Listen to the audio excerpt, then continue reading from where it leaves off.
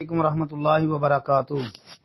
جی محترم بھائی کا سوال ہے کہ غسل کے بعد وضو کرنا ضروری ہے یا غسل کے ساتھ ہی نماز پڑھ سکتے ہیں؟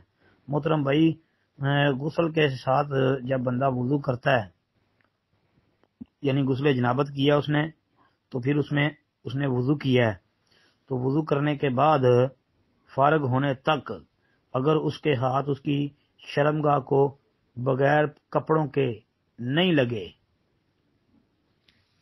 یا اس کا وضو نہیں ٹوٹا، تو پھر وہ اسی وضو کے ساتھ نماز پڑھ سکتا ہے۔ جی، دلیل اس کی ام المومنین عائشہ رضی اللہ تعالی عنہا کی وہ حدیث ہے کہ نبی علیہ الصلوۃ والسلام غسل کے بعد وضو نہیں کرتے تھے۔ سنن نبی داود، ترمذی وغیرہ کے اندر یہ حدیث ہے۔ شیخ البانی نے صحیح سنن نبی داود کے اندر اس کو صحیح قرار دیا ہے۔ جی السلام علیکم ورحمۃ اللہ وبرکاتہ۔